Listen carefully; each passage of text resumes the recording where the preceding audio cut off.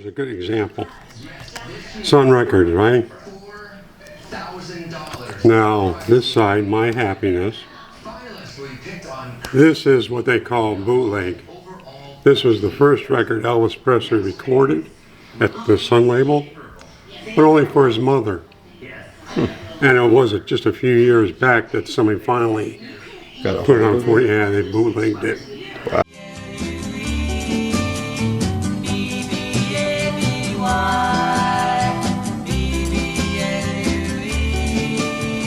You're my baby blue, that's what I call you. You know what to do with those. All right, here we are, the As You Are podcast. And today I have probably my most special guest as so far. This is my grandfather. The one and only. Yes. So I'm down here visiting in Florida. Right now I'm at my grandparents' house. And I just thought I'd kind of talk to my grandpa, give a little interview. I know a lot of stories about him already, but I think you guys could learn a lot and also could just be entertained. I mean, if you know my grandfather, he's entertaining. He's a great guy. So, all right. So I guess, let's start with, childhood.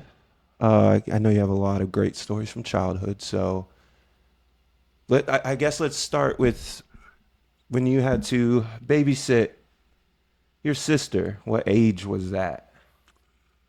I was just a hair under 5.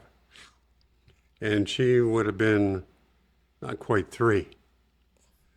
So she was a quiet handful, but she was good, But we were by ourselves, so somebody had to, keep guard of the house and her. And I think that was the foundation for us to remain close throughout our whole life, because we were very close, because we shared many of the same experiences.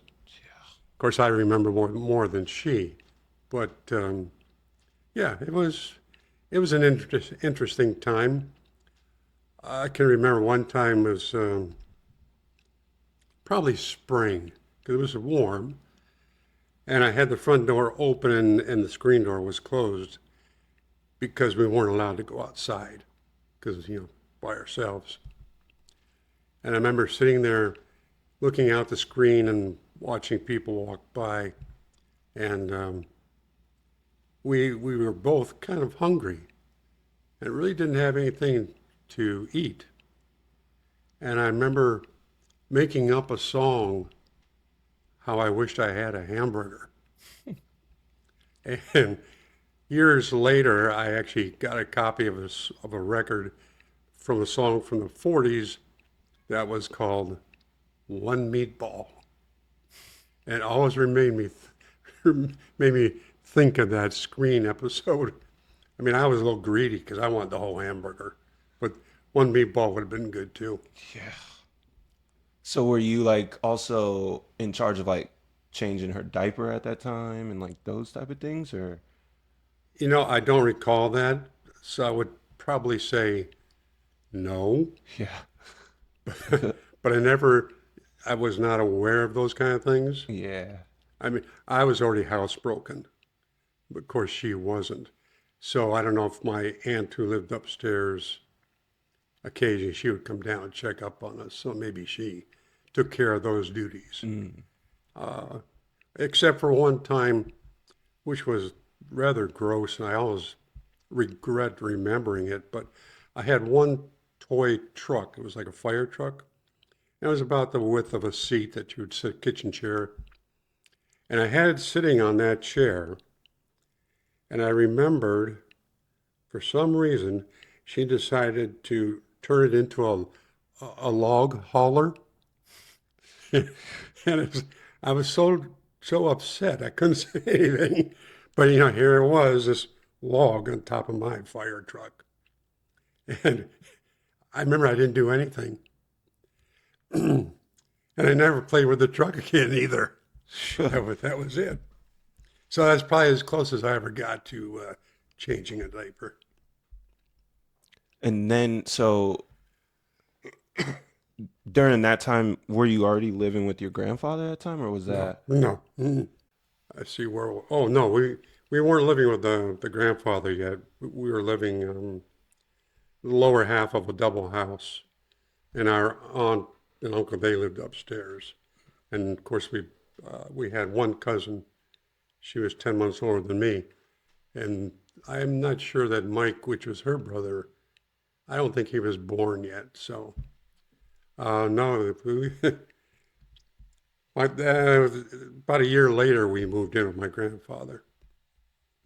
Uh, but that was another trip. And so your aunt and uncle, was that your mom's sister? Yes, Yeah. yeah, yeah. So when you moved in with Patchy, where did they end up going? They stayed there a little bit after we did, and they finally bought a cottage down by what they call Lakeshore Park, right on Lake Erie. And eventually, that was their permanent home. They actually raised the cottage and built a basement underneath it eventually. And the cottage is it's still there after all these years. It's not doing very well because nobody lives there, but uh, Did you get a chance to go see some of those things when you guys just went up there, or? oh yeah, we drove past it, and it's rather overgrown, and yeah, it had that sad look to it, Yeah. neglect. And of course, we went past my grandfather's house, and that looks pretty much the same, a little bit different. Yeah. They've done some alterations to it, and again, it's looking like it needs some repairs.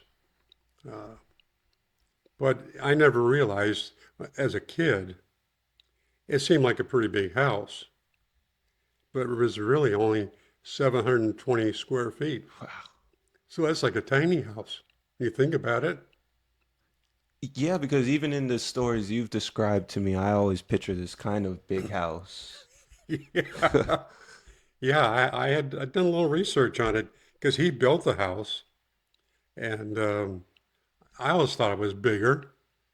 It only had two bedrooms upstairs and then one bathroom upstairs, and downstairs just a little living room, small dining room, and a small kitchen. It had a full basement because he used to grow mushrooms down there.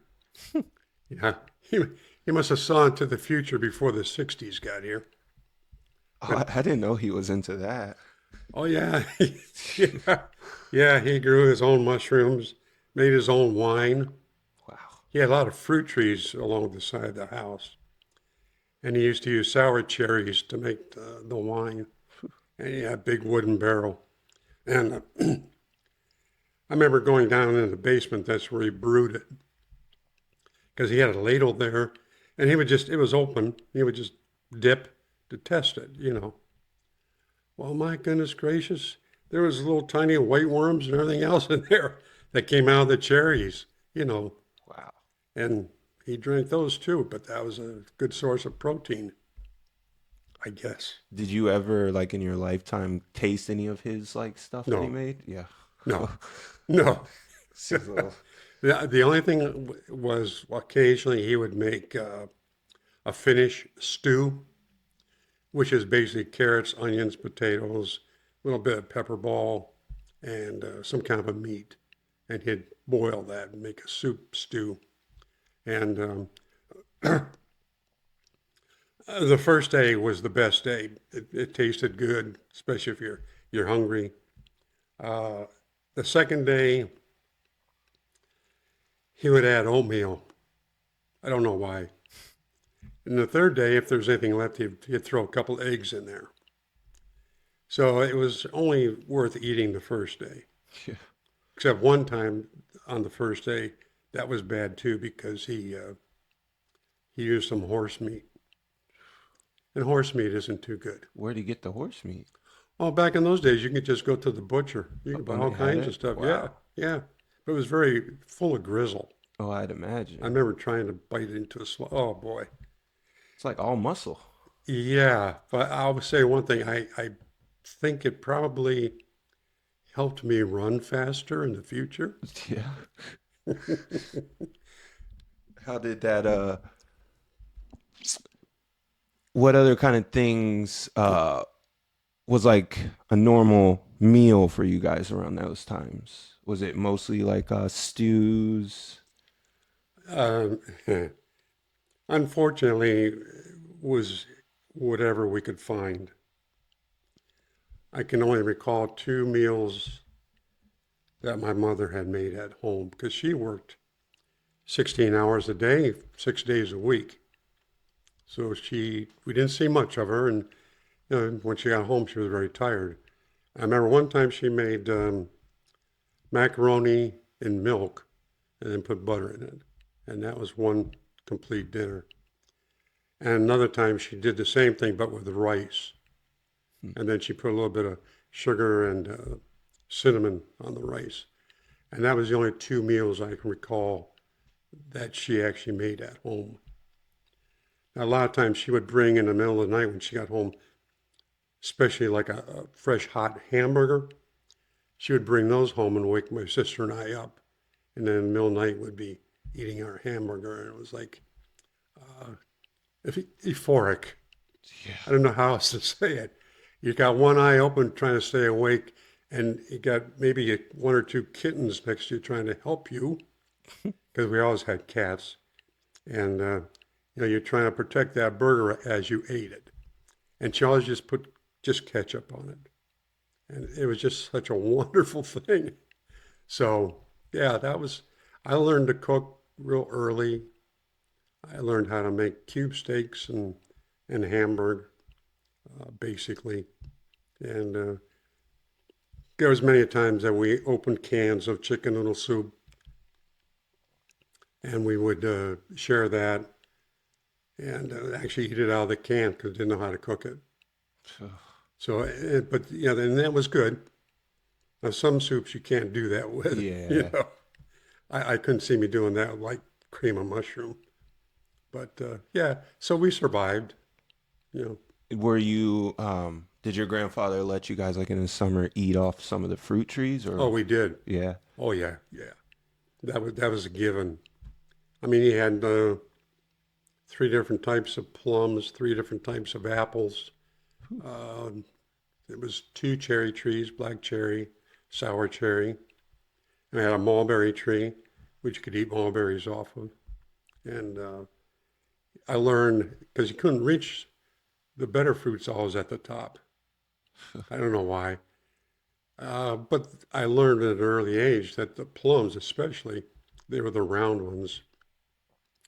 Uh, they'd be on the ground, and you can pick them up, and yeah, they'd have worms and stuff on that side, but you ate the top, and that part you threw away. And I also learned we used to call them football plums.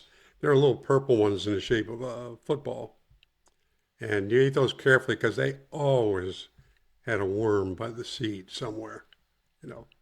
But we also had grapes, lots of grapes.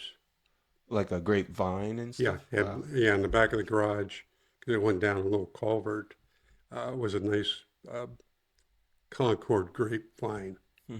and those were great, you know. And also back in there, you could find wild blackberries. And then the next lot over, there used to be a couple of elderberry trees. I guess they're bush really, so you can go out there and pick elderberries, which they're very tiny. And if you saw I an think I elderberry, have, yeah, yeah, if they're I tiny. remember. Well, that sounds like it'd be kind of good though for you guys, like as far as the times that you really had no food. It's like some fruit at least. Oh yeah, yeah. And he did grow a garden. He planted corn and Oh, carrots and that kind of stuff. So yeah, you can always find something to eat. It may not be what normal people would consider a great meal, but we had plenty of white bread. And white bread, it was always kind of neat. You took several slices and you removed the crust, and then you balled up all that white dough into a ball, and you'd eat the ball, and you could munch on it for quite a while, and it was pretty tasty. And then once you got done with that, you went back to the rind, because, you know, yeah. Times are different. Well, you know, we didn't have social programs to take care of us.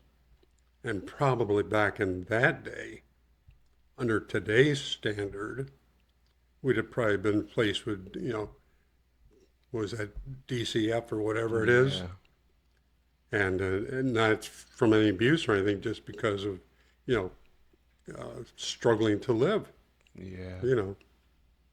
So now my mom would take us out to eat occasionally too. That was like a big treat. If we went to a movie theater, which that was our entertainment, didn't have TV or anything else, and one theater right across the street was a little diner, and she'd take us there first, and she taught us how good open-faced roast beef sandwiches were with mashed potatoes.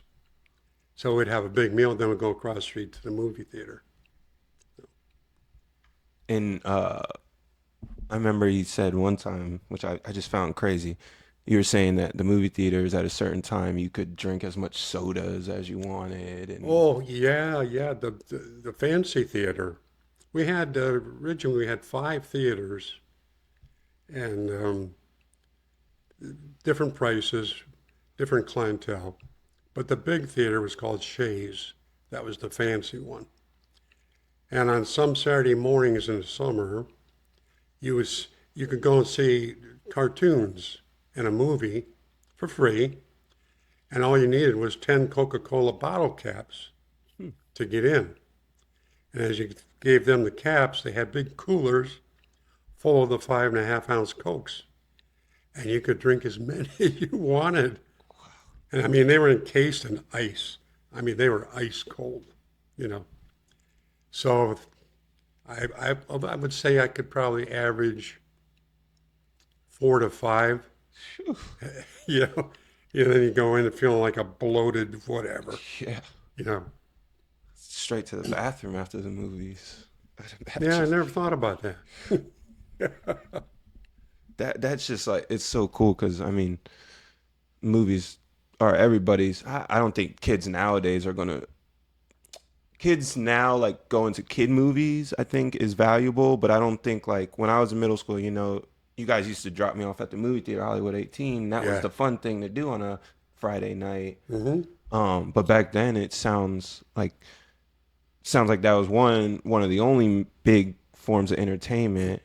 And Yeah. then the sodas are starting to come around. I think that's really fascinating because now you're going to pay an arm and a leg just for one soda at the movies. Well, the Harbor Theater, which was the one closest to our neighborhood, it was 10 cents to get in.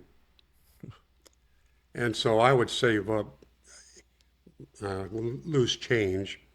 I used to collect soda bottles, pop bottles along the road and save them because you could take them to the stores and they'd give you 2 cents a bottle. Wow. So that's how a lot of things I wanted to get, I saved the bottles. And then I would cash them in.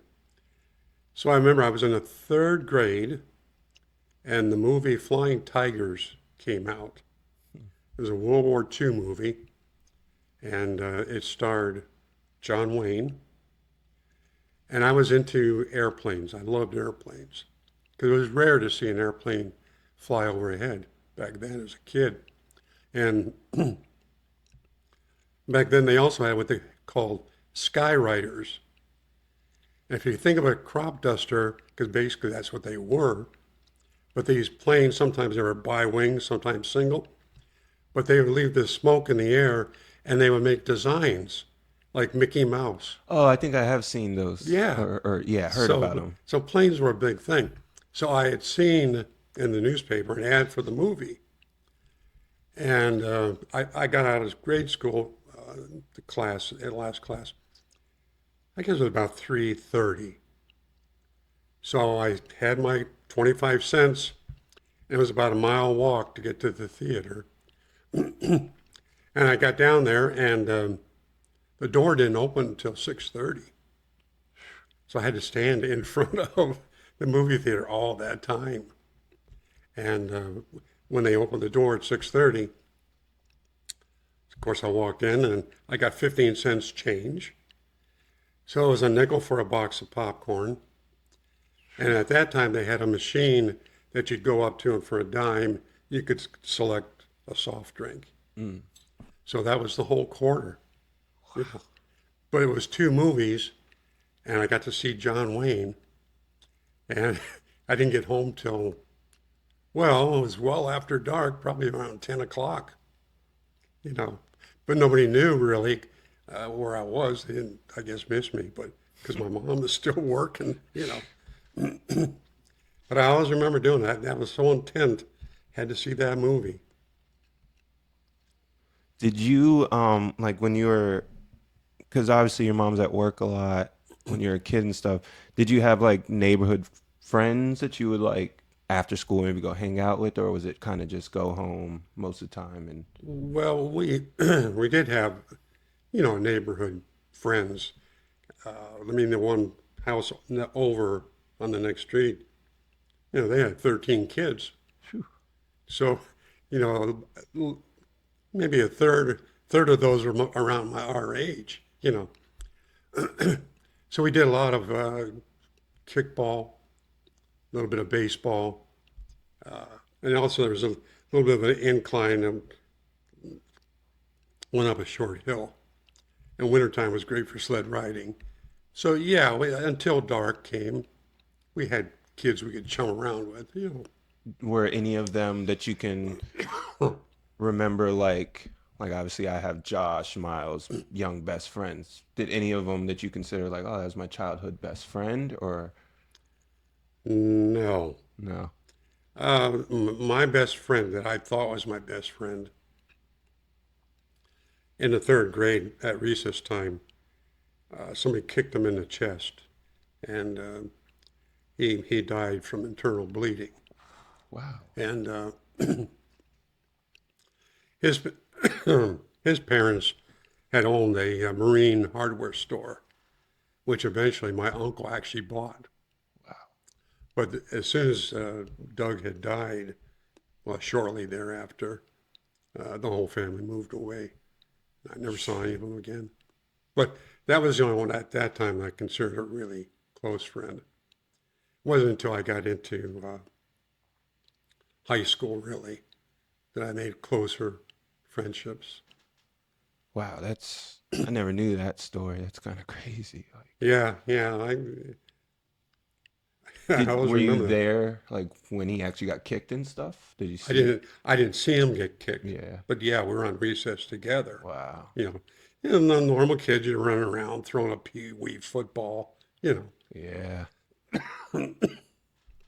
Wow, that's but yeah, that was the first traumatic friend loss, you might say, and the first little girl that you can't call it love at third grade, but I was infatuated with her. She was blonde, brown eyes, and she was very friendly, and we got along swell.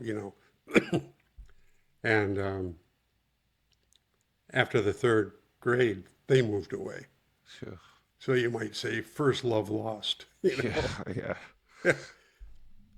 So then, okay, so okay, I guess elementary school time.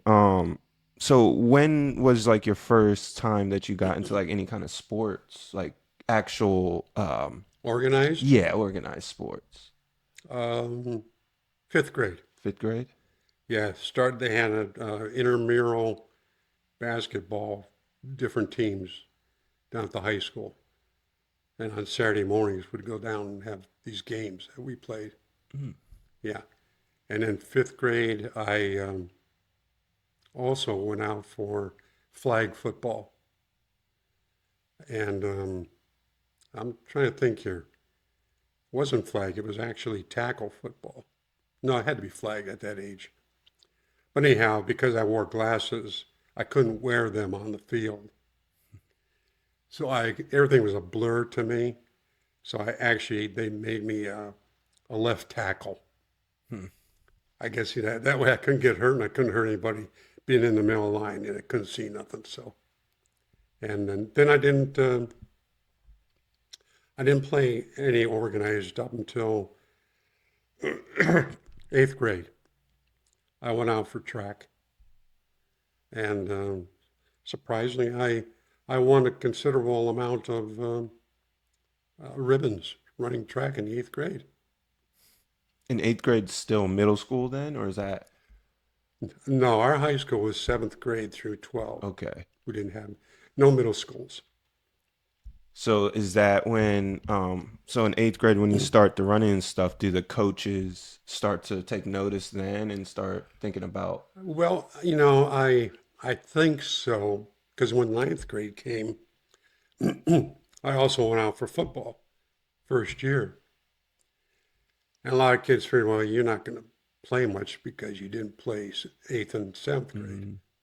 Well, I was first string yeah. running back, so proved them wrong. Yeah, you did. In fact, the naysayers they dropped off the team. But anyhow, so I played ninth grade football, and then I got into the basketball. And then ninth grade, I went out for track, and they put me on the varsity track team. And I was the last, the last freshman to get a letter running varsity track, which, was unheard of. You know what I mean? But they started me out with running the half mile and the mile, which became then my staples all through school. Were you so in ninth grade, did you still went against like seniors and juniors and stuff, or was it just more based on like your age group, I guess? Well, in In football. track. Oh, in track, no, that was varsity. And were you in I, ninth grade, were you beating some of these 11th and 12th and oh yeah, seniors? oh yeah, oh yeah, yeah. So they're probably looking at you like, I mean, this was a regular track team. We traveled to other schools and everything. Uh, I never won an event, but I got many of a second and third. And it's a point system, and you need so many points to get a letter. Just like football is how much time you play during each quarter to give you a qualification for a letter. So I finally got my first football letter in junior year, I believe it was.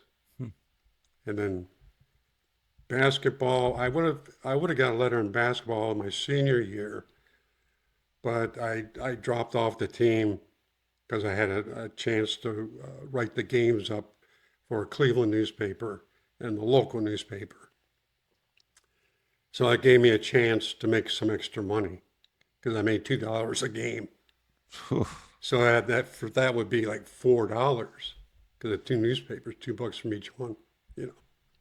So if I hadn't have done that, I would have graduated with 7 letters, which would have been the most in my class. In retrospect, I wish I had toughed it out, but as it was, I had 6 letters. So, and then I probably told you before, my big highlight, and I still have the full newspaper clipping. They had what they call the interscholastic track meet. That's the whole school competing against itself. And as a junior, I won the 100, 220, 440, 880, and the mile. Wow. So I was the only, I don't like to sound like I'm bragging, but I'm not, just truth. I was the only kid ever to win all 5 running events in that particular competition. Yeah.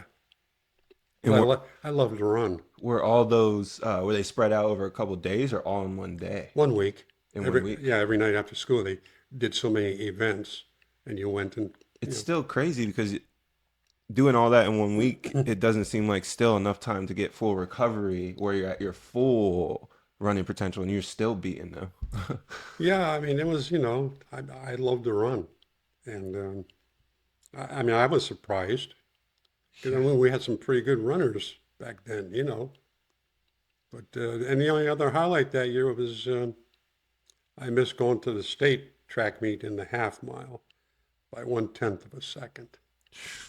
I can always remember that kid's foot coming down just before mine. So he got second, I got third, but that was still quite an accomplishment because that was against Cleveland schools. That was a big district track meet. Oh yeah. And if you got first and second, you went to the state track meet. So I got close. That was pretty good. Were you very like nowadays, you know, you have to train for everything. So like running was heavy training. Were you just was your training more just going on runs or was it Well, I teamed up in my sophomore year, freshman year. There's a couple older guys that I teamed up with because I ran the mile relay with them as part of their team. And we would, where the school is, if you go down the hill, steep hill, you ended up in Lake Erie. So in the spring, which is track time, we used to run that hill, run it down back, and then you go and you run in the sand because sand is really a motivator. yeah. And then if it was a rainy day, it would be inside and we'd run the bench, the seats, the bleachers. And then in good weather too, we had a spot out on, it was called a Lake Road, overlooked the lake. And there was exactly a mile stretch. And we'd go out there and we'd run that mile a couple times. Phew. And in the summertime, one of the best conditioners was actually running in Lake Erie.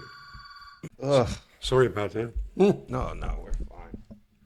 So, and like I say, in the summertime, you'd actually go down to the beach and run in the water because that's a good resistance, natural resistance, and it works you out good. But that was about my regimen. I did a lot of running, just everywhere I went, I ran and walked everywhere. Didn't have a car, didn't have a bike. Yeah, I guess you would just kind of well, because I've always told you running's always been big for me too. I mean, even James, my friend in North Carolina, he always tells me a funny story. We used to have to run this for not tryouts but basketball workouts. So it was before the season. The people that he kind of knew were already going to be on the basketball teams. He would always have these workouts after school for. And so we went this one day, and we used to run this thing called the Paradise, and it was 3.5 miles and around the school kind of deal. And I remember we're at the line, I'm putting my headphones in, I'm looking at my phone, picking a song, and my friend James looks over at me and he's like, "Oh, Ryan, what are you listening to?" And I didn't remember it, but he tells the story all the time, and he's like, "You just looked at me and you said it doesn't matter, you're not gonna be able to hear it anyway."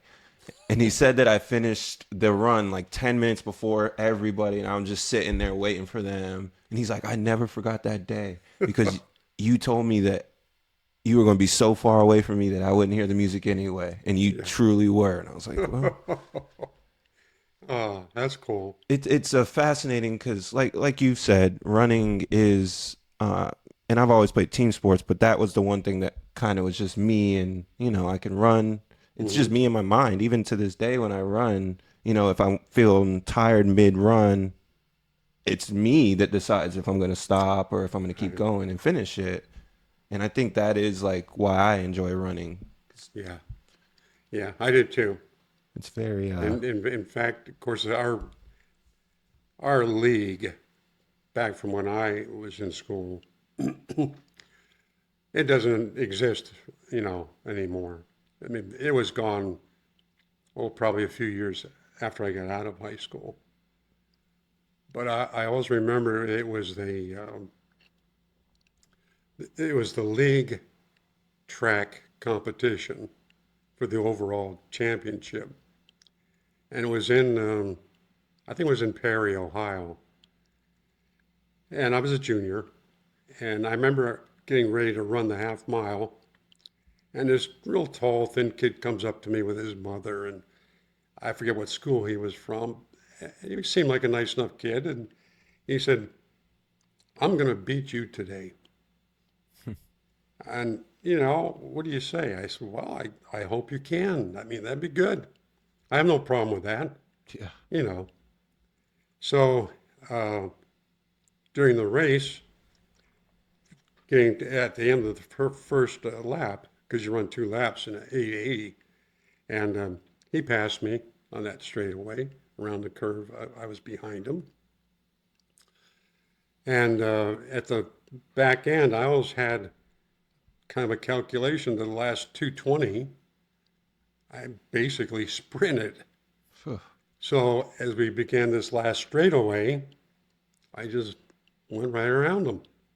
And all the way around, and of course I defeated him, and I set a new school record, which still stands because there's no more league. But he came up to me after the fact, and he was in tears. He was crying, and here I am. I was like, I was really glad I won, but then I felt bad because I won because of this kid, because it was so important to him. To win. Yeah, I mean, it was important to me too, but not like that. Yeah. I mean, it's just a game, it's a competition, you know.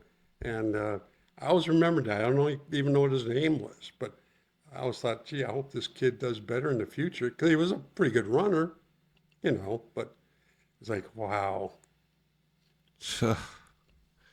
Well, I mean, that probably humbled him. He probably never talk like that to his competition anymore. You know, I always had a thing about you never brag or say, I'm going to do this. Like, for instance, big football game, you know, we're going to beat you guys and blah, blah, blah. I never believed in doing that. You're better off to say nothing. And then if you win, you have what I call the quiet victory. You don't have to say anything because you're the winner. Yeah. If you lose, you still don't have to say nothing. You just gracefully walk away and say, okay, next time. Because I've seen guys actually end up in fights and everything else before and after, which is so stupid. Yeah. I mean, come on. It's not like you're getting paid pro money to play high school football. Yeah. Yeah, people. I think that's also in men's nature, the competitiveness too. Sometimes, Yeah. because even now, I mean, that's why I really had to stop playing pickup basketball because everyone wants to go so hard, like it's the NBA, and Yeah. I'm just here to shoot a couple hoops, have some fun, meet new people or whatever. But yeah, people with that mentality, I think it's just. I guess it has some places in some sports, right? Like boxing, for instance. They got to hype themselves up and I'm going to Right. beat you. But you don't truly know. You know, I always think that when they're talking that junk on boxing, I'm like, you don't know. One lucky punch. Yeah, like, You know, it can happen so fast. Which reminds me, in the fifth grade, good friend of mine, it was recess time, and our teacher in the fifth grade, he was like assistant coach to JV football team and basketball. So it was winter time. We had heavy winter coats and stuff on, you know, and hats. And for recess, he decided he's going to have us guys box. wow. So, you know, I thought I was pretty tough back then, you know, and of course I had to take my glasses off, which is a distinct disadvantage when you can't see. Yeah. But I had to box my buddy Ray. And I'm kind of like laughing because Ray played a horn in the band. He didn't play sports, you know what I mean? His brother did. His brother played football and basketball, but he didn't. So I thought, oh boy, you know, I was so cocky. All of a sudden, he landed one on my chin.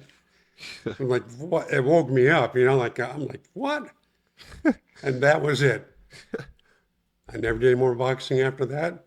And I never underestimated anybody Yeah. after that. That would be nowadays, that'd be a lawsuit. Well, If yeah. they have the kids boxing in But school. we had boxing clubs, you know. Yeah. But yeah, and it didn't hurt, but it startled me. Like, what? That came from Ray? You know, he plays a trombone. You know? Can never underestimate. You just never Nah. know. No, Did they have actual like was boxing a big sport No. around there? No. no, no. Well, in high school, one of the gals in our class, her boyfriend, he was a little bit older. He was a real small little Italian fella. And he did box. He was Golden Gloves. Mhm. Actually, he was a champ. Wow. But that was an unusual, you know what I mean? Boxing wasn't the, Yeah. yeah, Friday nights on TV, you see boxing, you know, Friday night fights, but that wasn't a big deal, you know, Yeah.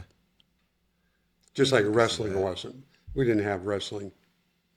Wow, that's interesting. Yeah. Because wrestling's usually huge with high schools and Yeah.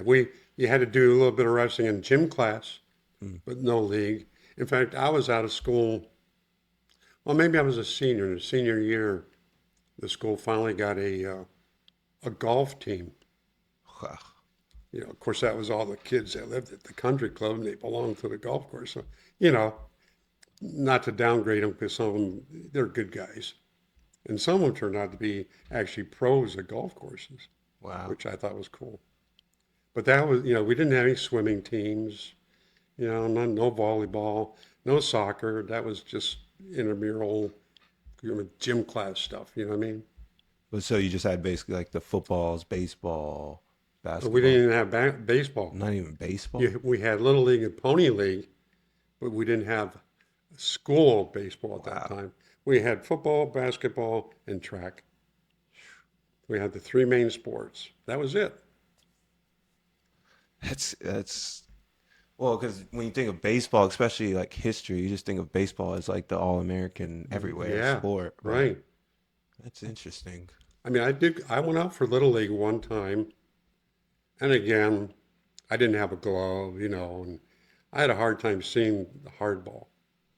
And so that I just went to one thing, and I really didn't feel competitive, and I never tried it again.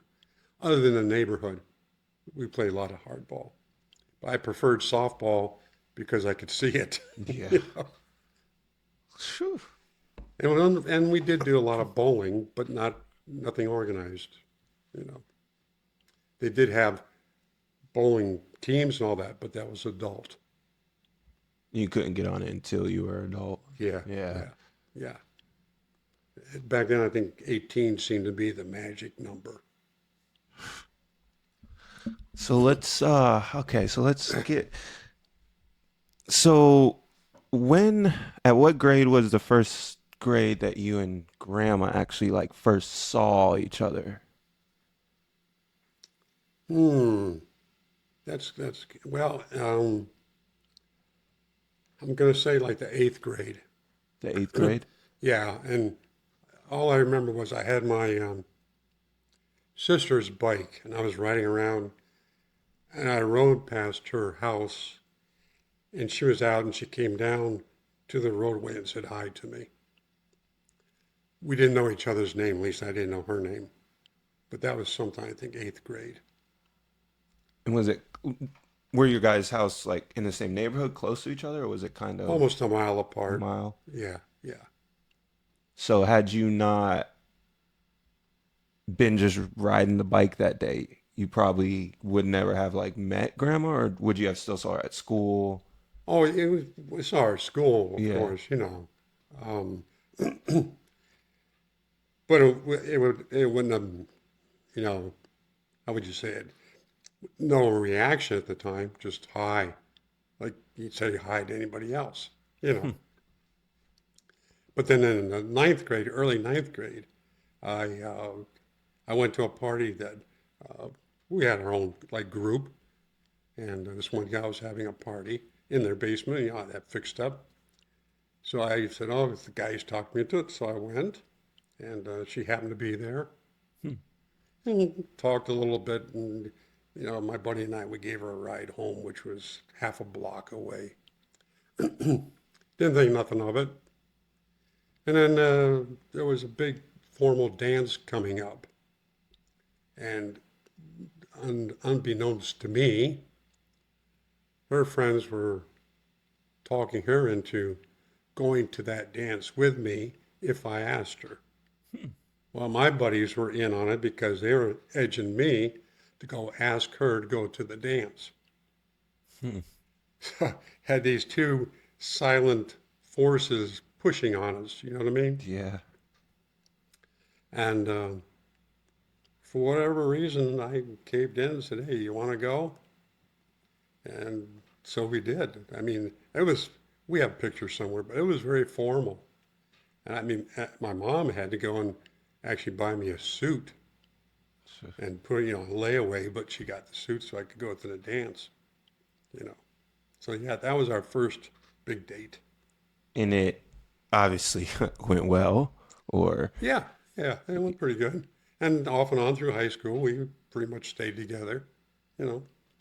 now on that like the first dance where like did Mimi and two PotPot, like did the parents get involved and like, you know, No, you didn't meet them then or anything? oh yeah, I met her folks. Yeah. Yeah, because her dad had a '54 Buick, yellow and black, and he drove us, you know, took us to the dance and then picked us up.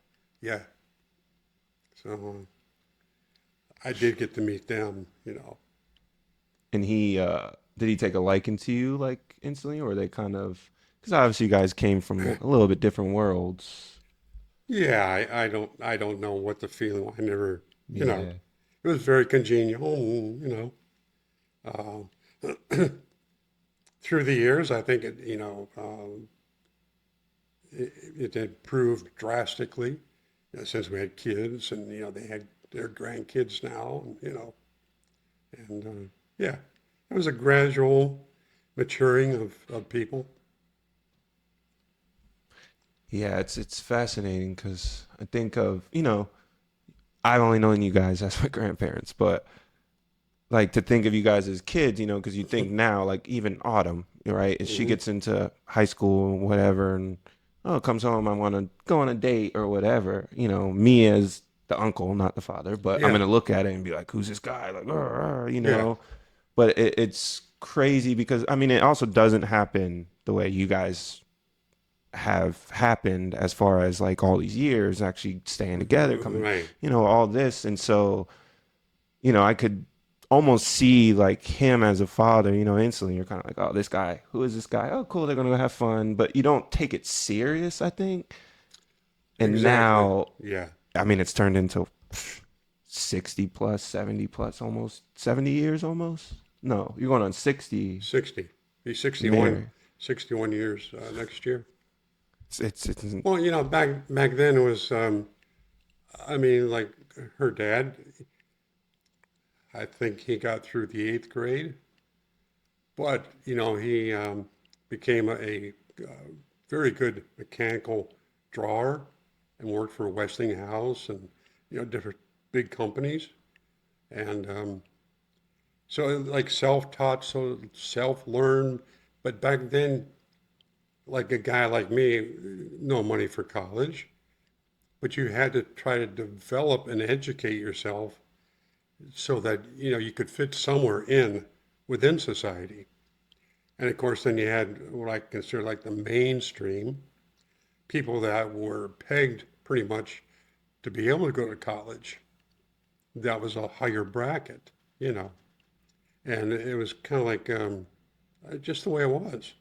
If you were lucky enough to get maybe a scholarship for academic or maybe sports, that was to your benefit. But now I knew guys in high school that great athletes that didn't couldn't get a scholarship because they did so poorly in school. They just barely passed. And back then, high grades and class standing was a big deal for universities and college. You know, you had that higher obtainable goal, but it wasn't always easy for everybody. yeah, I You could see know, that. it's much easier today. I mean, I remember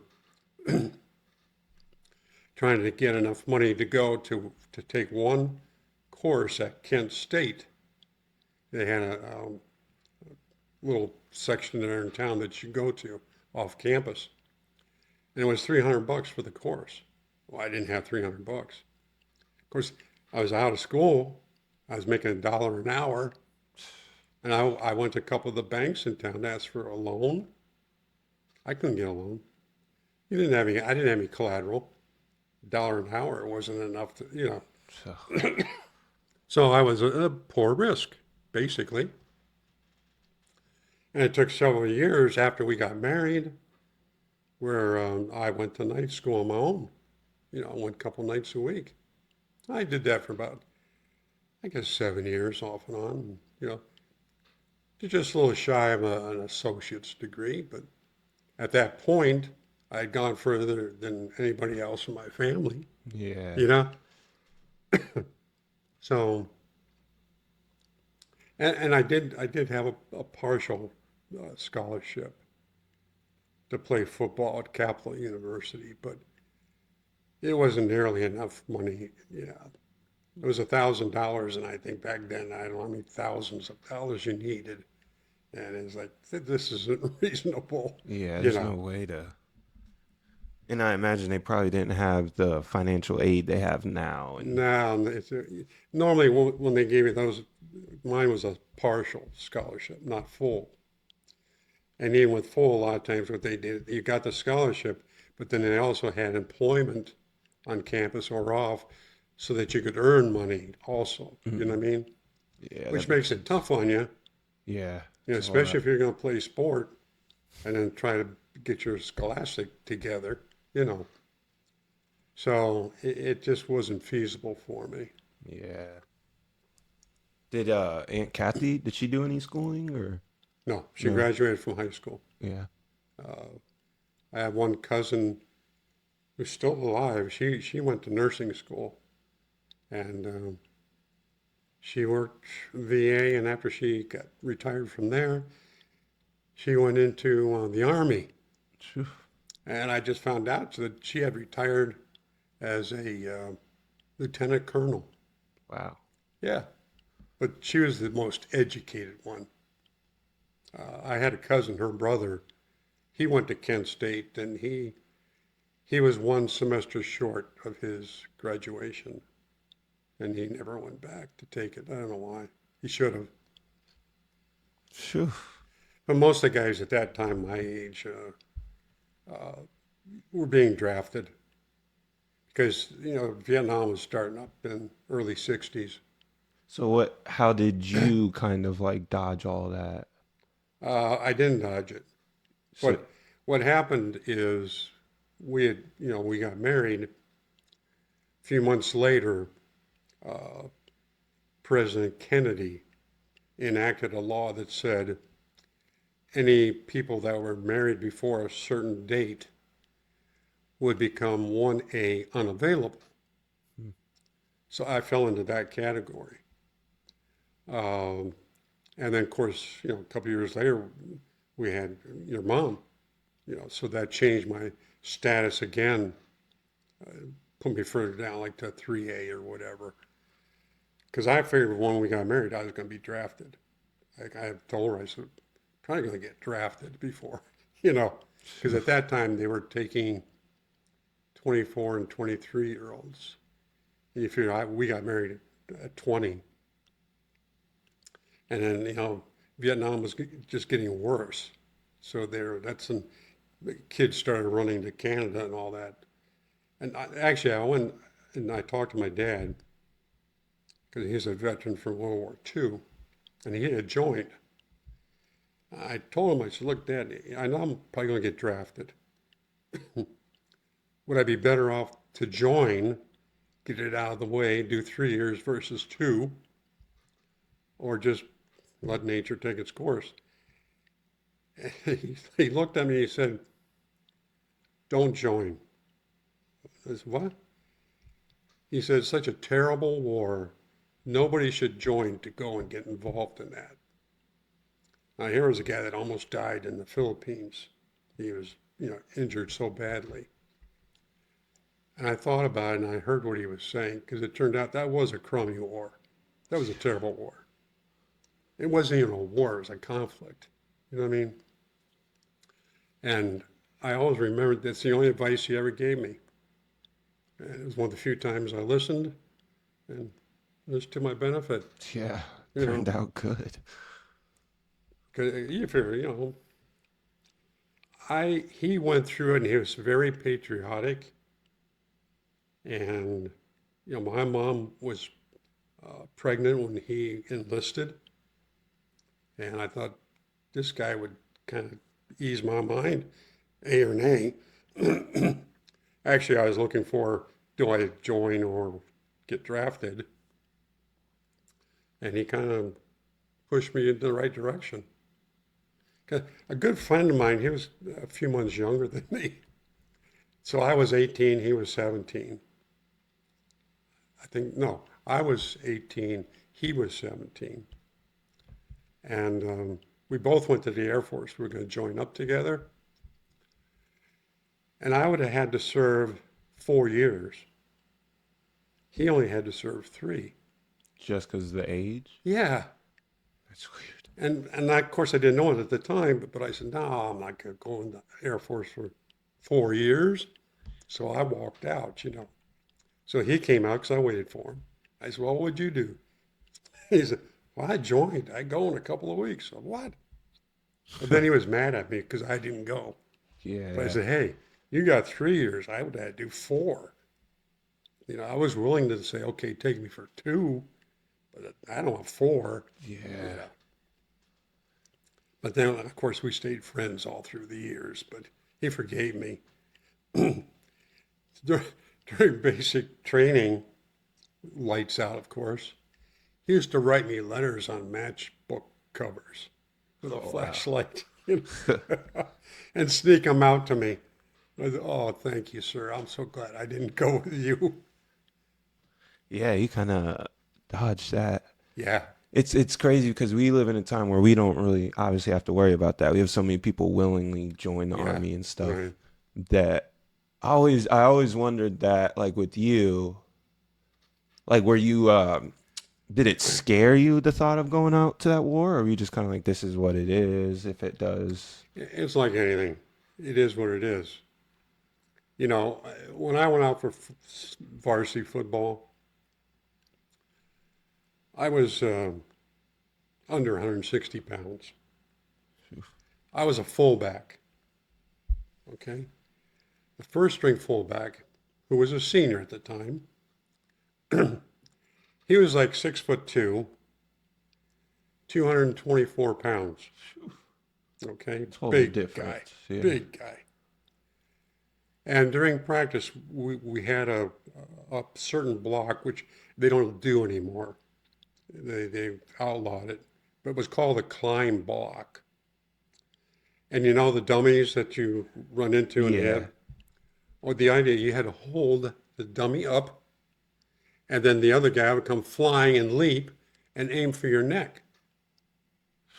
Okay, so when he did that, I'm holding the dummy, you figure it out. There's me on the ground, there's the dummy, and here's this big guy on top of both of us. And when my turn, I come flying through, I just bounced off. So I paid my dues, let me tell you. But that year we went undefeated. Yeah, but the quarterback was 220. Wow. Fullback was 224. The line averaged 180. Now this is a high school of only 600 kids, 7th grade through senior. And of course, varsity football is only 10th through senior. So how many kids? We still had 30-some kids on the team, but they were just big, finished, tough kids. Yeah. But that fullback, he ran the 440 in track, and he ran, I think it was well under 54 seconds, close to 50, which is really, back then, that's super. Good.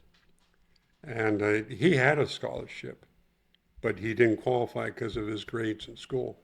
And how much older than you was he? How many years? Well, I was 10th grade, he was a senior, so that'd be 2, 3 years. So then when he actually graduated, you stepped up and took like his Well, pretty much everything. in my junior year, I was first string fullback because you played both ways. I was defensive right end and offensive fullback. and it was the same for him. So my junior year, I was first string, and of course senior year, Did you prefer being like doing the running of the ball, or did you prefer hitting the people? both. Both, yeah. I mean, I enjoy defense Yeah. and offense. Really, you're hitting people too. Yeah. You know, Especially at a fullback position, because yeah. you got to get through And all that. I had to throw a lot of blocks. Yeah, um, but I enjoyed it, and it took out a lot of animosities that I had. You know, just life in general. I had a lot of anger as a kid, Yeah. and that was my way of getting it out. So it was a blessing, Yeah. you know, to do that.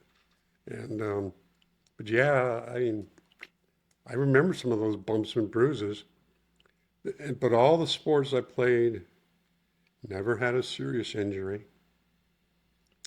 Broke my nose playing basketball, but that was it. You know, other than normal bumps and bruises. Well, I know you did tell me about the time you dislocated your shoulder, and then they just put it right back right then.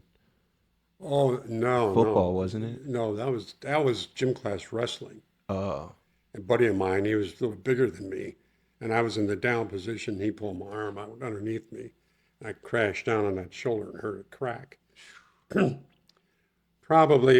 probably bounced out and then went back in. mm, Uh, but the coach just run it off, whatever.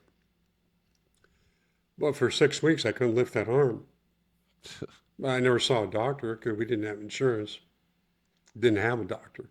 In the school, they didn't take care of that kind of stuff. In fact, another kid that was a year ahead of me, a year prior, at football practice, he hurt his shoulder, and that same coach came over and lifted up his arm to see if it worked. Well, he cracked the collarbone the other way. So, I thought, there's a lot of lack of knowledge back then too, and that kind of but stuff. he was a health teacher too, so he should have known. Yeah, don't mess He with was it. he was Yeah, a coach. He played in, college football and stuff. Come on. yeah, that's crazy. But that was the old days. Shake it off. You know, literally shake it off. But I was fortunate. I got through unscathed. Uh, some guys didn't. I seen guys get broken legs, broken noses. Back then, you were lucky if you had a single bar.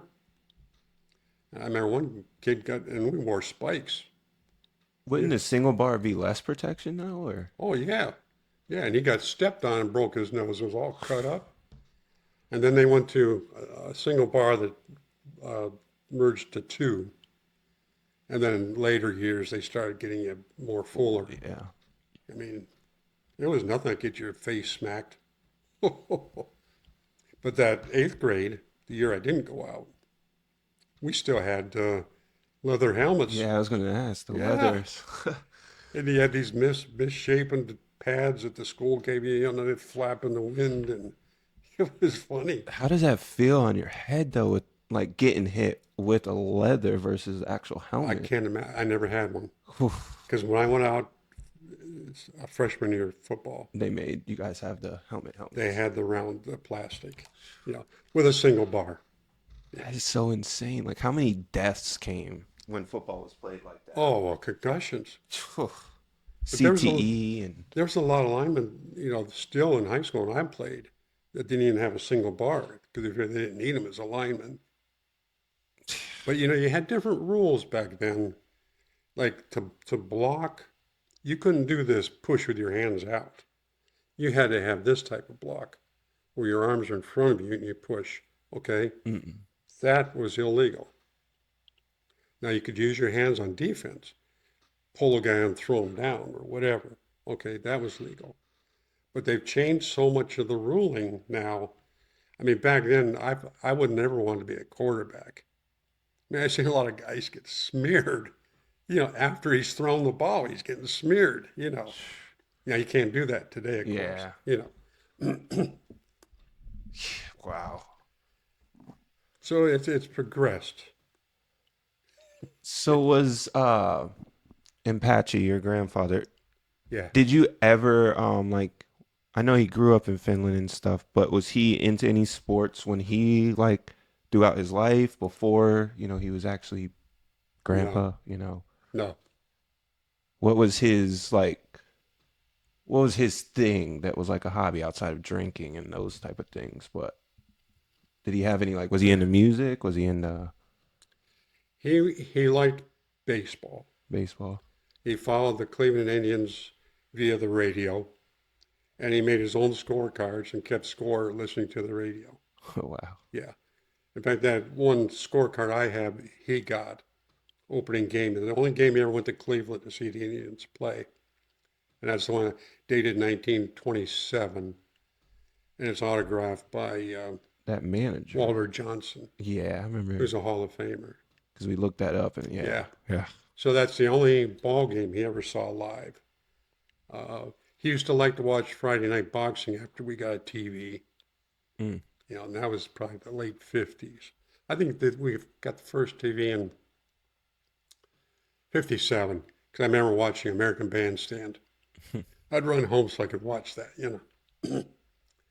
Uh, but that was the two things he liked. And I guess if they had on the radio in the high school games, he did listen to those too. So, But he never got to see any of your like sporting events or anything. no, no.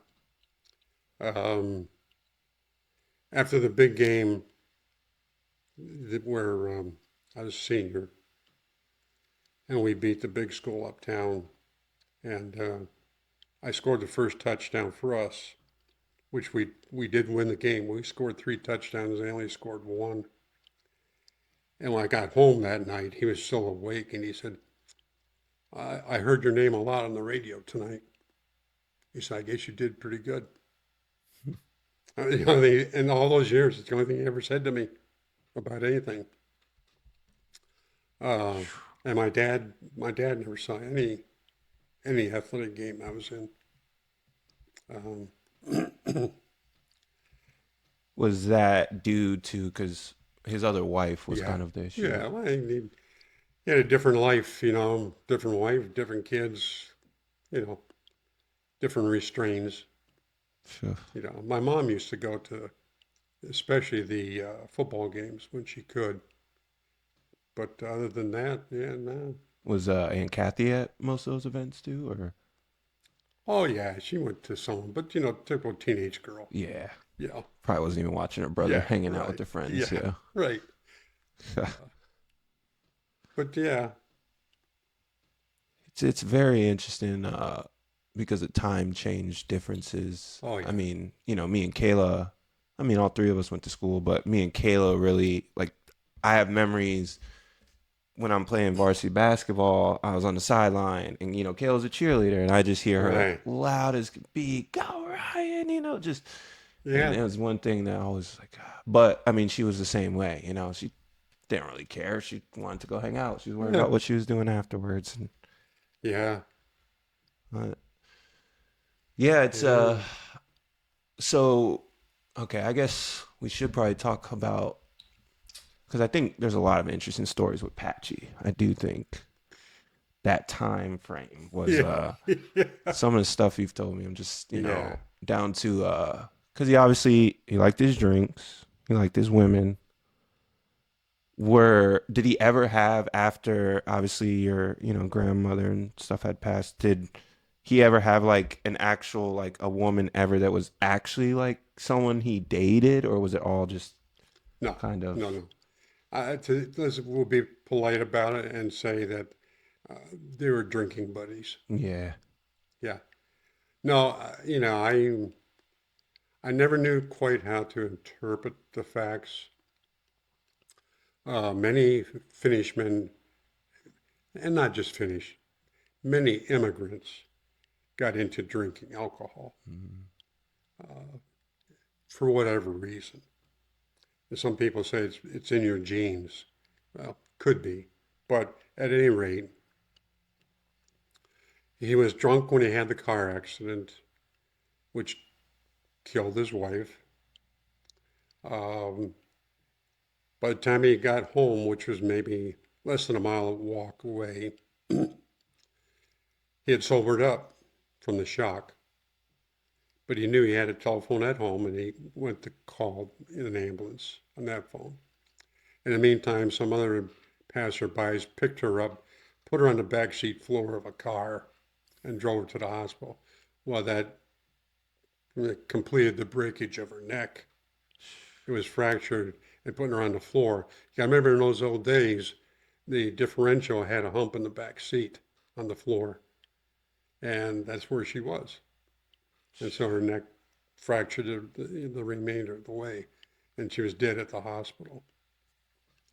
So anyhow, that night when he went to bed, of course I wasn't born yet, but he swore he saw her ghost. And from that day forward, his overhead bedroom light was always on. It was never off. So there had to be some remorse there, but not enough to make him stop drinking, which always, made me wonder why. If I was doing something that took the wife away from me, I'm home with 6 kids, why wouldn't I stop doing that particular thing?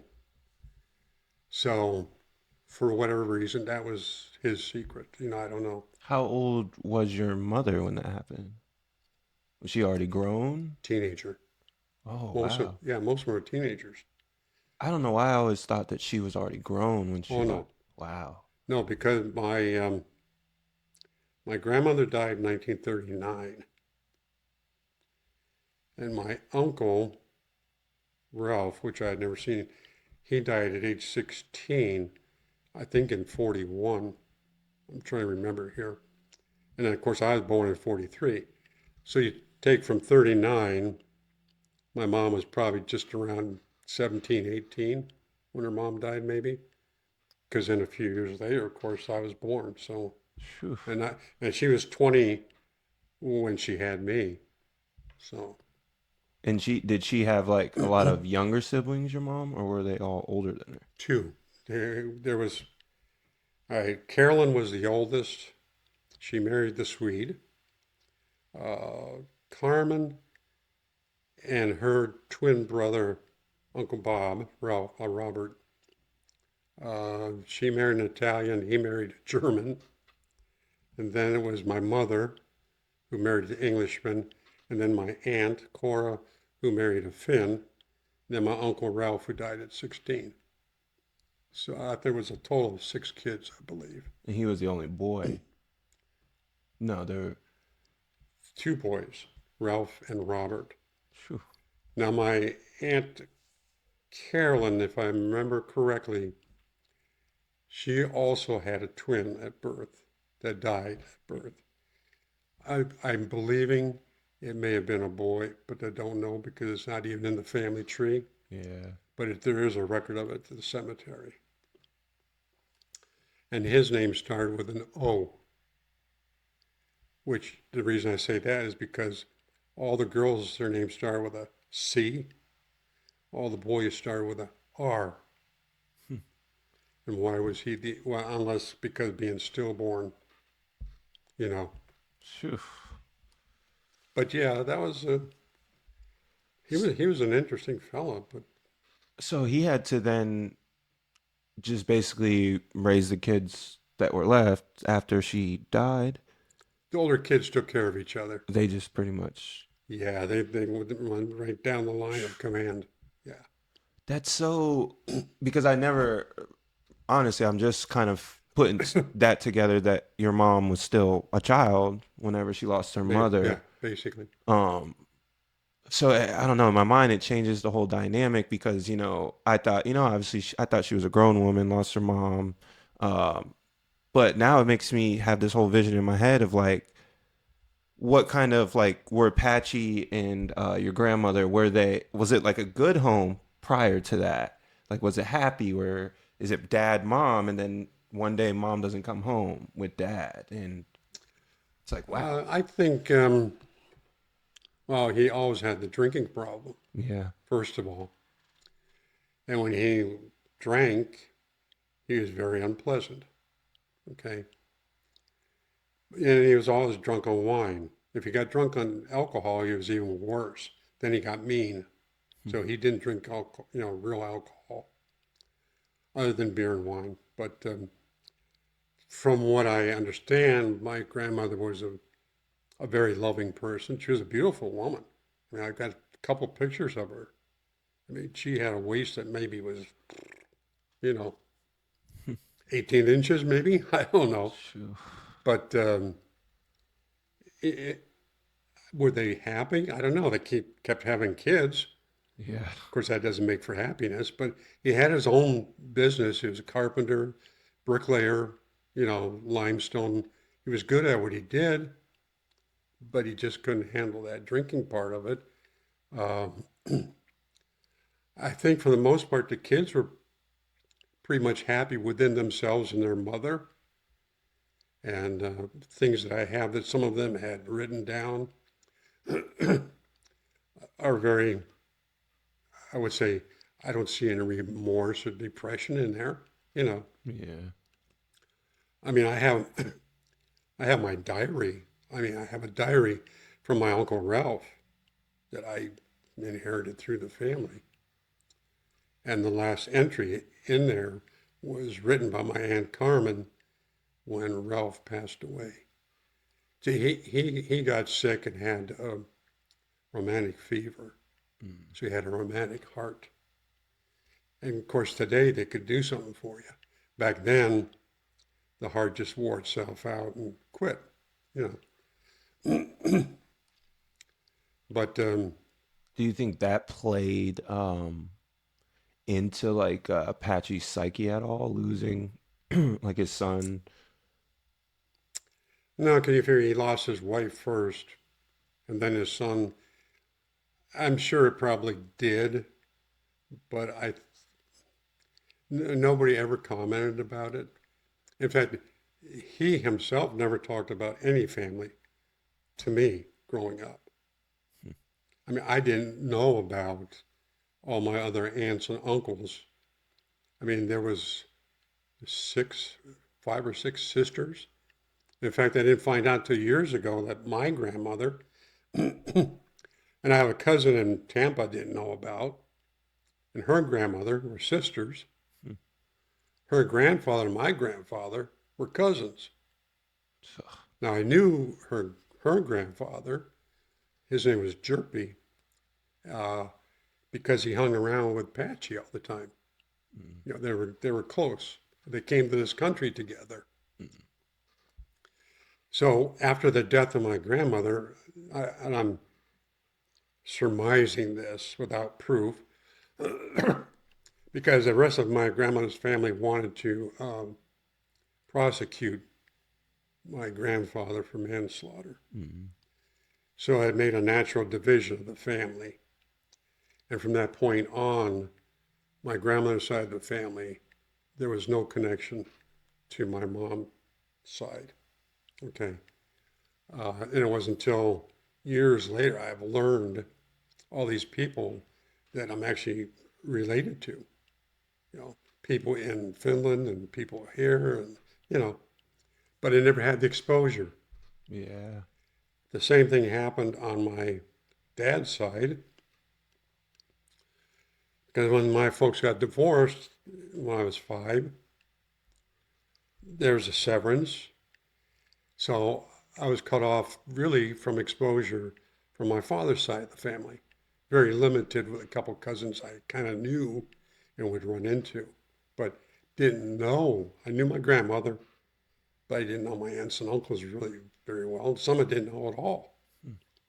So it was kind of like, because of 2 factors, it actually splintered 2 families, but it actually affected the middle part of the family, which was like myself, my sister. We were cut off from this normal relationship that should have been. But you got to remember back then, there were man-made taboos about everything. Yeah. You know, all you got to do is read Hawthorne's story in The Scarlet Letter, and that tells you how, Victorian, whatever, it carried on through for a long time. So did your like your actual grandma who was still alive, your dad's grandma, did you get to like spend some decent time with her Not or much. no? No, not much. Wow. No. I, she had several common law husbands, and she lived basically on farms in Pennsylvania, and again the old ways. You know what I mean? So after my folks got divorced, I'd only seen her a couple times, and we did go one time to a Copeland Hale family reunion in Pennsylvania, and my sister, so Georgia and Allie, your mom, were probably about that somewhere between a year and a half old, 2 years max, and we have some pictures of that. And so she So got to see them. yeah, I got to see a lot of family I didn't know about, Mm. you know. And now I did make friends again with another cousin down here who just lost his wife this last year, and he had lost his sister a couple of months before that. And I have a picture of that because we got together because she was down here visiting her and her husband. So the six of us we got together and got pictures of them. They came up here and we visited, and it had been 50 years Yeah. since. So at any rate, that's It's so it's weird sometimes the difference because I couldn't imagine my life without my grandma, my grandpa, and even further than that, you guys being the type of grandparents. Like you guys are like, you think of grandma's house. Like you guys are those type of grandparents. And to know that like you didn't really get the same experiences as far as like a grandfather, a grandmother even. right. It's interesting because wow, like Well, my real grandfather on my dad's side, he died in 1918, so long before, yeah. and that was during the flu epidemic. But he didn't get the flu. He had gotten tuberculosis, which was very prevalent back then. And he was in a sanitarium, because that's what they did. They put you, where you can naturally heal and your lungs clear out. But it was wintertime, and he got, I guess, depressed, and he left the sanitarium to go home to see his family. And he wasn't dressed properly. He got pneumonia, and that's what killed him. Now, see, I had always thought he died from the flu, but that wasn't the truth. It was actually pneumonia. But my mother and her siblings, they cleaned houses during the Depression for 50 cents a week. Wow. Now, I mean, 50 cents back then was a reasonable amount considering maybe a loaf of bread cost 3 cents or a nickel. Everything's relevant. Yeah. Now, people talk about inflation today, but everything's relevant. It's relevant based upon the income. Not everyone shares equal income. That's unfortunate. And the ones that have, they can afford it up here, so that's why the prices go up. The prices don't go up for the poor guy. No. They only go up for those who can afford it. So it's always the mid to lower people that have to compromise and learn how to do without or change their ways. You know what I mean? Yeah. And so that's why I say everything is relevant. I think nowadays we're just because of how like consumerism we are. I think like the poor guy, you tend to lose that fact. Like, oh, I'm not supposed to even be looking at this type of stuff because that's not in my income Right. bracket. Yeah. Where back then I think it was a little bit more like you understood your place. Like, I don't have a lot of money. I'm not even gonna look towards this Right. section. Right. Yeah. I mean, we had our dreams and like, oh, that would be nice. Today people say, oh, if I could win $1 million. Well, back then maybe it was, oh, if I could win 1,000. Yeah. You know? Yeah. Yeah. I It's mean, so different. You feel well, when I started at Western Electric, which would have been in 1963, I was making $2.05 an hour. Right, that's a little bit over $80 a week before taxes.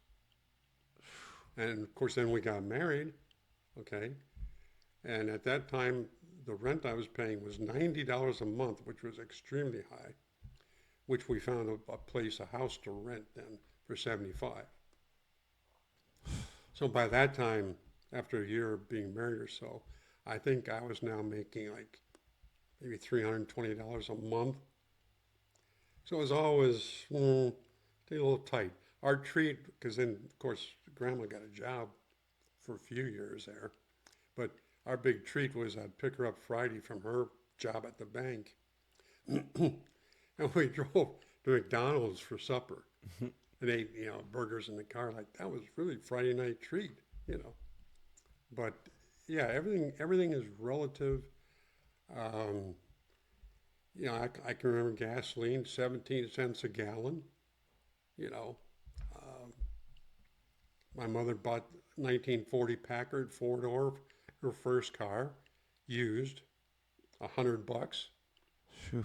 Drove it for a year, you know, traded it in, got her $100 back, and got a used 1949 Packard because they were, well-built cars. But um, it's the there's an old saying, you can't miss what you never had.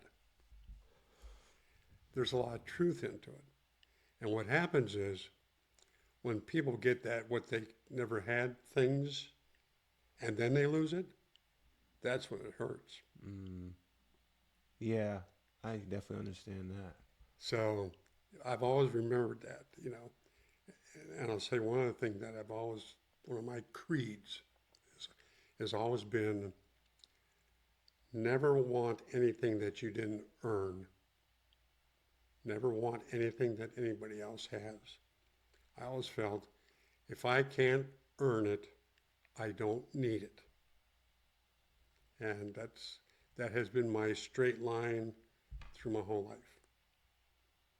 It sounds probably way out of date or whatever, I don't know, but that's coming from nothing. You learn whatever you have is a joy, it's a treat. You look for the good stuff. Like I said, every Christmas I look forward to a pair of new socks and maybe a shirt and a pair of underwear. It wasn't toy time. It was something to wear to get me through school. I remember winters, shoes with holes in the bottom of them. And when you would get a new shirt, there'd be a piece of cardboard in it to keep it look nice on the shelf. And I used to get that cardboard from neighbors or wherever. And I'd cut out inserts to use as soles because the holes are so big. And of course, in the wintertime, I didn't have any boots. So by the time I get to school, that cardboard in there is all soggy. Yeah. Phew. So, when it came to a point where I could afford a pair of shoes that weren't leather soled, I was just tickled to death. It's like, wow. I mean, I could wear a pair of shoes till I'm still growing, and my toes are curled up inside. But I always bought them so that there was more than enough room, and you stuff the end of it with paper. So then you grew into the shoe. Yeah, but it makes you appreciate, makes you understand, and it makes you respect. Okay, hey. Yeah, it's insane to grow up like that poor, because that's what it was. I mean, it was poverty that you guys were stuck with. And then and I even give Aunt Kathy credit. I mean, I give both you guys credit because you guys were able to kind of find a way for yourselves in life despite those odds. And even back then, I mean, all it would have took, because you guys couldn't afford like much, is the wrong sickness and you guys were just gone, Oh, you yeah. know? And it's for you guys to still get through all that and then go, okay, find your people. Like Aunt Kathy had Birchall, finally, you know, you got grandma, and it's like you understand, like from the outside, you start to understand why you guys can keep these things because the appreciation's there. Because when you have nothing, I mean, and then you finally get, you know, a decent life with someone you love and all that, I can see your guys' level of appreciation Well, you for know, it. one of the things I've really noticed in life, if you have something that you worked for, that you enjoy, you tend to hang on to it and you tend to take care of it. Now, to give that item to somebody else, in more cases than not, the item ends up being discarded, abused, broken, given away, because it doesn't have that earnability. It wasn't earned, it was just given. Mm-hmm. It's like somebody that borrows a tool from you. Even if you get it back, sometimes it's not in the best condition because they have no responsibility to it. Yeah, they didn't They, earn it. it didn't come out of their pocket. There's no pain involved. So that's why I say if you earn something, it has a greater value to you. And I've always believed that too, you know. And you get what you earn, and once you get it, you take care of it. Yeah. You know, you you use it till it wears out, and you can't use it anymore. But then there's always some way, some other means that you can repurpose it. You know. Yeah, it's tough. I mean, life's a challenge. There was never any promises to anybody that came into this world that you ain't gonna have to work. Yeah, that's true. Unfortunately. Yeah, I think I think you got to have a work ethic. You got to be able to work. Hmm. And I also, as I've gotten older, I started to look like even in. I was talking to somebody about this the other day, and I was like, you know why athletes and all these I forget who I was talking to, but I said, okay, look at this NFL player. I said, do you think that they work harder than you, have a harder work ethic than you? And I'm like, the answer is no. And I was talking to Ben actually. I Hmm. was like, they don't work harder than you. You go Monday through Friday, 8 hour shifts. Their workout, their sessions, and all this, 3, 4, 5 hours max a day, right? But the difference is where they're applying their work ethic. They Oh still work yeah. hard, but they applied it to something that was able to change their life and do this. And I think I was telling Ben this in the way of like because he worked so hard for these companies, he's always kept a Hmm. job, worked very hard. But you know, he oftentimes feels like he's not going anywhere in life. And you know, I try to tell him, well, your work ethic's one thing, yes, but you got to start. You can't get too comfortable because you got to find where your work ethic fits in best for your life. Right. That way, you can start to benefit more. Because if you stay at this company and you go, I'm the hardest worker, and all you get from it is cheers, awards every year, no money or nothing that can actually help your life outside of the work, then you're going to look up one day and you're going to have regrets because, well, maybe I should have went in there. And that could be in the form of asking for promotions. Hey, I'd like to Hmm. move up in the company, whatever you're going to do.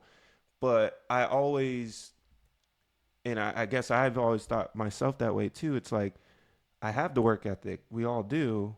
In my family, like me, Amanda, and Kayla, we've always had it. But where are we applying the work ethic Oh to? yeah. Because I've worked tons and tons of jobs where I felt like it gets me nowhere in my life.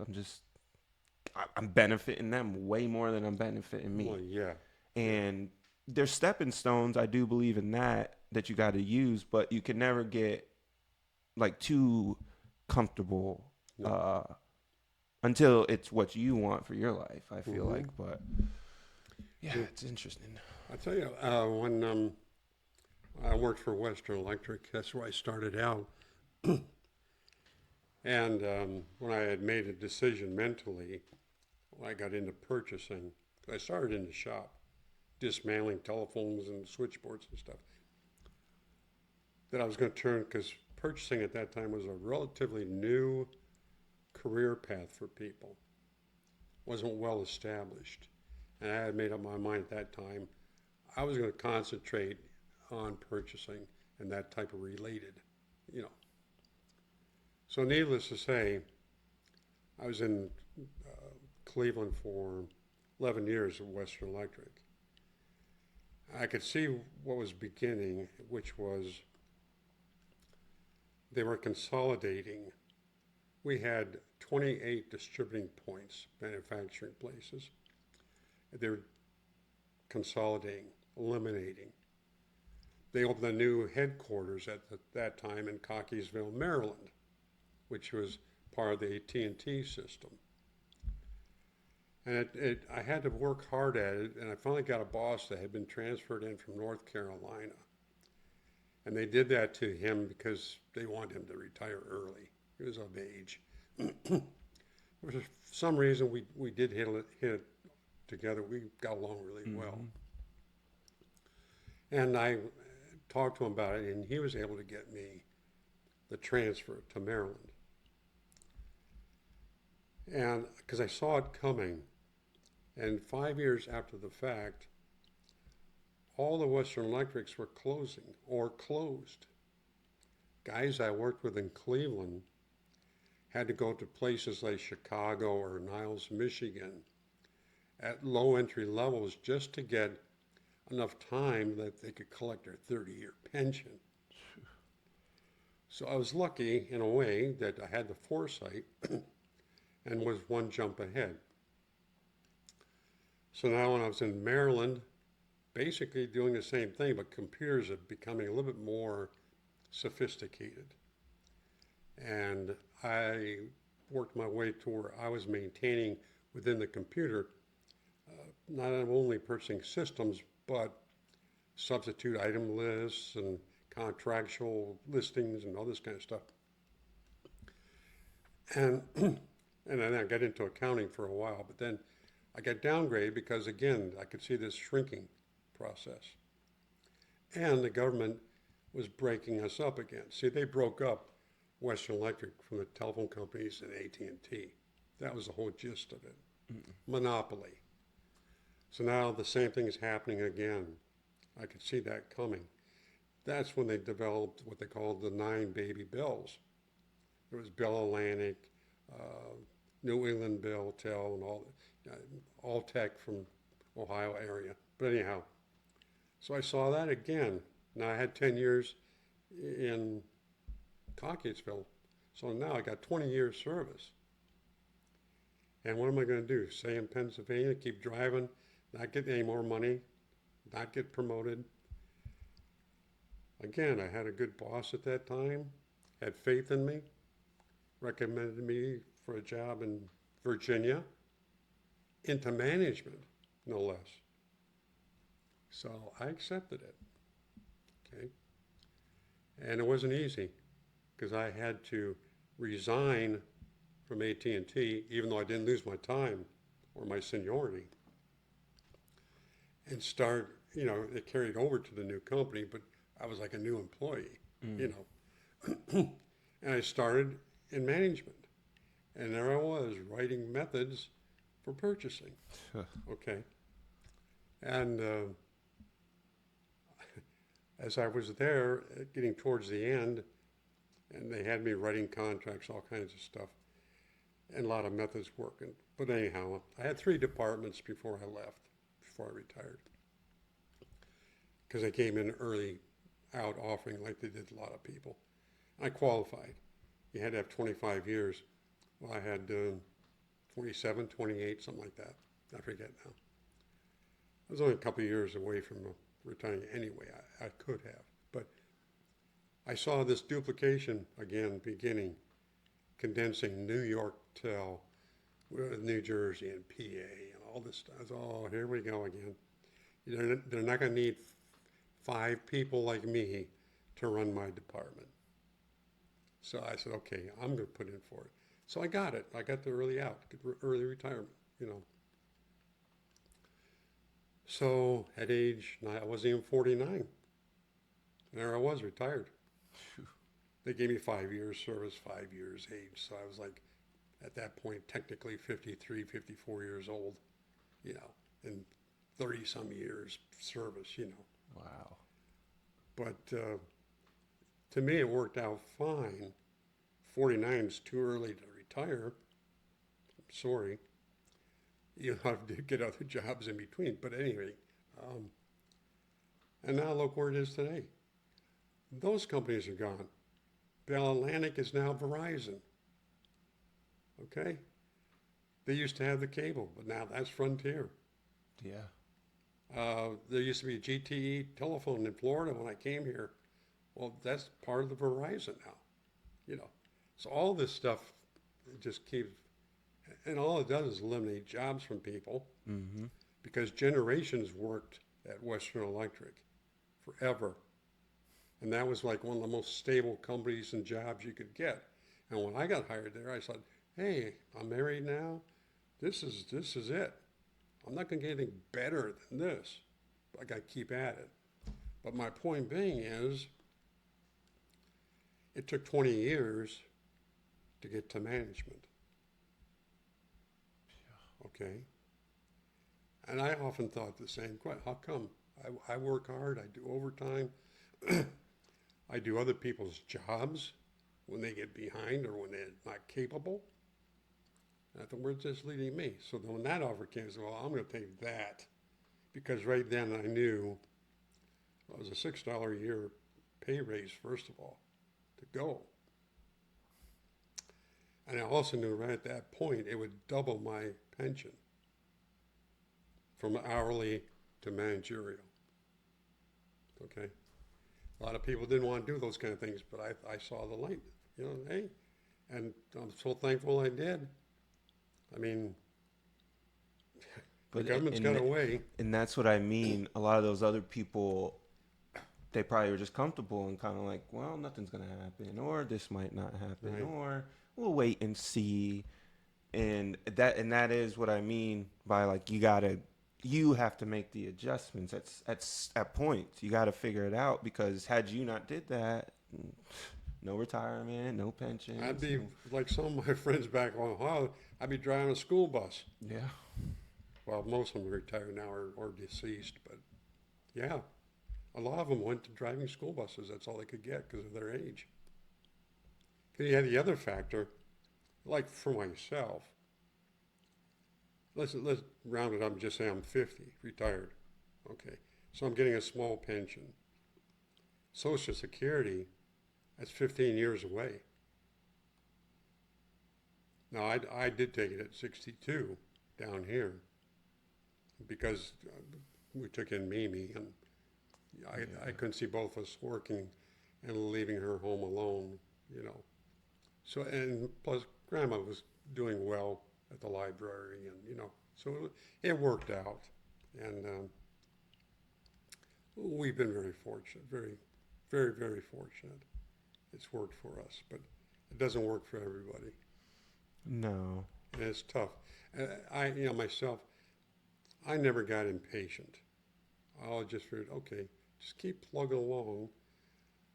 Always do the best or even better if you can. Don't put anyone down. Don't openly compare yourself to somebody else. It's okay to do it inside your brain. Because people have a tendency to remember if you badmouth somebody. Because, the old saying is, if you're saying that about that person, what are you saying about me? 100%. And as a Finnish descent person, Finnish men are slow to speak up. They do a lot of thinking, but they don't talk unless it's absolutely necessary. That's why so many of them seem so quiet and antisocial. They're taking part, they're just not letting you know what part they're taking. Okay? And I learned that trick, and that's true. Well, and I feel like I've picked up on those Finnish tricks quite a bit. Yeah. Because I'm very. A lot of people have considered me like antisocial. I'm like, no, yeah. I'm just introverted. I don't really like to talk about too small talk, which is a Finnish thing I've read on and stuff. It's kind of like, if this isn't giving me some type of substance, I don't really want to be involved. It's a waste of time. Yes. That's how they look at it. Yeah. I mean, I'd rather go ice fishing. Yeah, literally. I'd rather go feed my reindeer. Mm-hmm. You know. So yeah, I think it's a learning cycle, and you gotta be open to everything. I had one friend that transferred with me at the same time from Cleveland. In fact, he eventually transferred down here with Verizon. That's the last I heard of him. But when we were both leaving Bell Atlantic, he had told me, he says, you're the only guy I know, you never played politics. He says, no, you played just enough that it didn't get you into any trouble. He said, but you really didn't play politics. I said, yeah, why? Usually politics, what ends up is you get in, you ever heard Peter's principle? Mm-mm. Your work, whatever you're doing for a living, you always progress into Peter's principle, which is one level higher than what you're capable of doing. So you look at something and say, well, I could be the manager. Then you get up there and you find out you can't be the manager.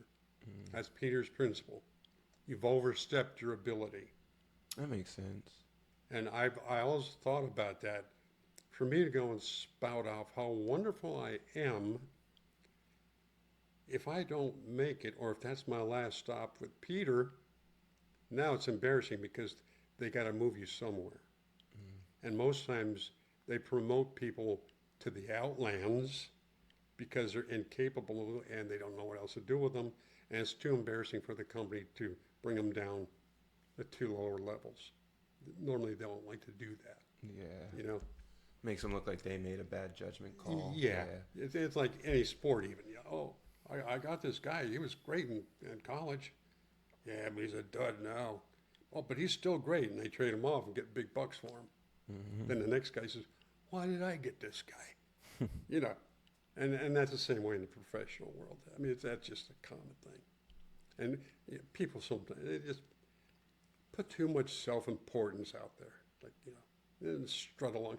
I always remember this one gal in Virginia, lower level, but she thought she was somebody, and her brother worked with me, and he was my level. So she figured she was on a fast track, you know, and very obnoxious woman. And always had fancy clothes, even though she was well past her required weight limit.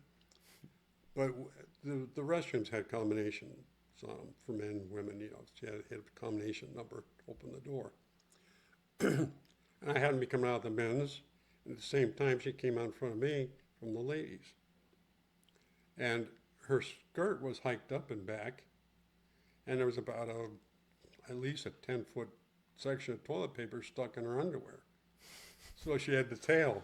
And walking down the hallway, well, then we got the big office, open office. And she walked in there, you know, and then finally some other gal way on the other side. Oh, Carol, Carol, Carol. And come running over there. And then, of course, she got mad at me. She said, why didn't you tell me that paper was sticking out? I didn't even look at your fanny. I didn't pay attention. Yeah. But, you know, I was like, you kind of got your uppance today, Yeah. Yeah. you know. Yeah. Sometimes you gotta let people like that kind of. I mean, yeah, I could have probably prevented maybe some embarrassment to her. But how many people had she embarrassed before? Mm. So being a good Finn, I said nothing. I said, hey, if that's the worst thing I do, and she hated me anyway. She did. I don't know why. Her brother and I were the best of friends. In fact, until I retired, we were good friends. But yeah, Did she ever get promoted or anything, or? no, she stayed at the same level as far as I know. Yeah, I think because she used too much toilet paper. Yeah. Like, well, you've already earned and spent your money that you were supposed to get. But that was just one of those quirky things, you know. I remember. But, Well, I think we should probably take a break on or end this. yeah. I'm thinking we could probably I'm gonna try to extend my stay in Florida a little bit, but maybe do a part 2 where we can get more in depth about record collecting. I still want to do like a vlog with the record stuff, Sure. but Sure. that way we can get into the stories behind the record collecting and Sure. different things. But I do really appreciate you willing to do this podcast with me. I thought about it, and one of the biggest things with the podcast and stuff, why I wanted to start even getting video stuff is because of all the years that you guys have you made home videos for us, and Yeah. all through the years, and I think into the future with the kids in our family in particular, and all the stuff that I'm putting out now, they're gonna grow up and they're gonna get to see all this. They get to Yeah. see everything, Right. and I think it's really good for not even just them, but for everybody, but especially for them to get to hear from you, because obviously when they get to a certain age, they're not gonna have you guys, right? Yeah. But I think it's gonna be great that they get to go back and they're gonna be able to kind of I could tell them stories about you guys forever and all that, but to hear it from you, I think is special that we get to have in this day and age, right? And Yeah. Well. it's good. Well, I've always been pretty much open and willing to share anything with people. I think sometimes people look at me with a question mark on their forehead. Why are you saying that? What are you talking? It's life. I'm not giving you the seedy part of life. I'm giving you the real life. Yes. This is how it was. You go sled riding, and that first big run down the hill, and you do that belly flop down, and then too late you realize that your sled is too short. You needed another 2 feet on the end of it. But you made that sled work winter after winter after winter. A little bit of candle wax on the runners, and you hope for the next snow. But yeah, no, I mean I like to share with things. Yeah, I think it's been good. I definitely am hoping to get a part 2 in here, but we're gonna sign out. This is the As You Are podcast again. I believe this will be episode 6, maybe 7. But yeah, definitely thank you guys for viewing this one. Listen to what me and my grandpa had to talk about. So anything you want to leave them with, or think you're good? Oh no, I'm looking forward to talking about music. Yes, that's going to be Yeah, that's that's one of my legacies, if you will. yeah. And we are going to I am going to upload this podcast on, all my platforms, but I'm going to upload it on his Facebook news feed once I get all the editing and stuff done as well. That way, all his friends on Facebook can also get a direct, they can instantly see it, see the whole thing. But I definitely think a lot of them want to hear about the record stuff. I mean, that alone can probably be its home video. So we are going to tackle that as well. But thank you guys again for viewing, and stay tuned for the next one. Yeah, thank you. Thank you.